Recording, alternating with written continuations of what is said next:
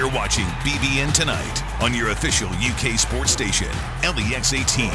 Presented by Central Bank, the official bank of UK athletics.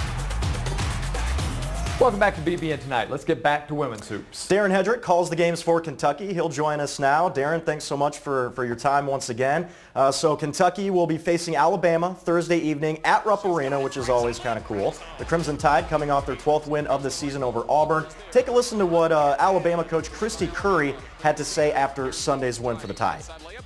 I'm really proud of this young lady to my right. Just an incredible effort, leadership, communication, and near triple-double with, 8 rebounds, 8 assists, only 3 turnovers against one of the best teams in the country defensively, and, 19 points. But our trio was really special, and what a great trio they are. Raya, we got the ball inside. I did a really good job of finishing and getting some makes. And then Jazz had 12 in the second half and 5 rebounds and got a big offensive putback and just continued to make herself available when it was a little tough in the first half. So just an outstanding team effort.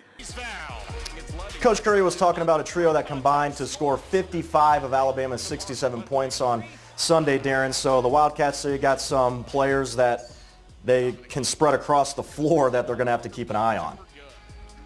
Yeah, absolutely. This is going to be a tough matchup on Thursday because Alabama, like you mentioned, they can spread the floor. They've got that three-headed monster. Jasmine Walker's an outstanding player, Jordan Lewis, and they're also experienced, a lot of seniors on that team. So this is going to be a tough game for Kentucky to try to bounce back against. Of course, the Cats are coming off that disappointing trip to Knoxville. Just couldn't keep up in the second half against Tennessee on Sunday. Ryan Howard, 3 of 16 from the field, 2 of 6 from deep. Here's what Coach Elsie had to say about that.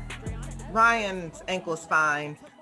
She just didn't shoot the ball well tonight, and that happens sometimes. But what we talked about in the locker room, we lived and died by the 3. So when your shot's not going, the outside shot's not going, we can't panic offensively. We got to continue to execute our sets and then go get something else. Darren, we've seen her have up and down games, but this, I don't know. Sometimes we've talked about it before. You can get into watching Ryan and not doing your job. I don't know that that's what happened on Sunday, waiting for her just to take over the game. It just didn't happen. Yeah, you're right. That was the frustrating part about the offense on Sunday at Tennessee was there was just nobody around that really took the reins, and they settled for a lot of mid-range, long twos, and they weren't really attacking the glass like we've seen them do or attacking the rim for that matter. And so I think it compounded, and you're right. Ryan had a tough day shooting, but she usually finds a way to get her points even when the outside shot's not falling. But Ray Burrell played great defense against her on Sunday, and Kentucky just had a hard time adjusting to that. Apologies to production here. I'm going to switch up this question. Darren, the Cats, they've lost 3 of their last 5 now. Granted, those 3 games that they lost were against top 25 opponents. 2 of them were in the top 10. But those 2 wins, they were facing a very deflated Vanderbilt team. They barely won that despite being, not having enough themselves. But also against Auburn, not really showing that they could pull away from them, with Auburn being one of the lower teams in the SEC.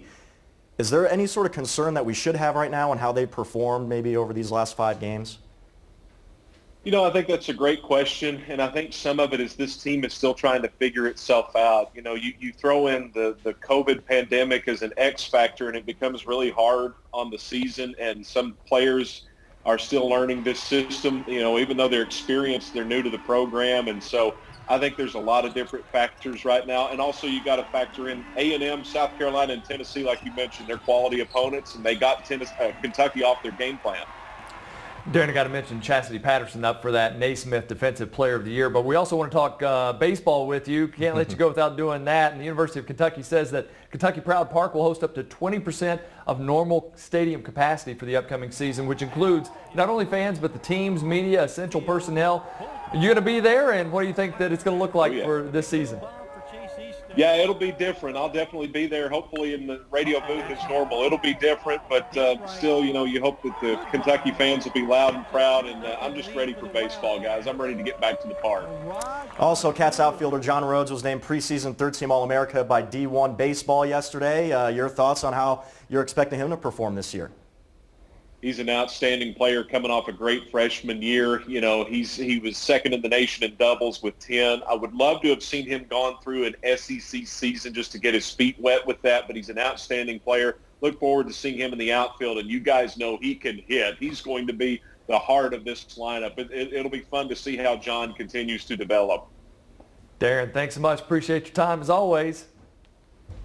Yes, sir. Thanks, guys. Thanks for having me. For sure. Thank you, Darren. All right, well, coming up next on BBN Tonight, a slew of former Cats continue to make headlines in the NBA. We'll talk about standout performances from familiar names like Emmanuel Quickly. Hey. Stay with us.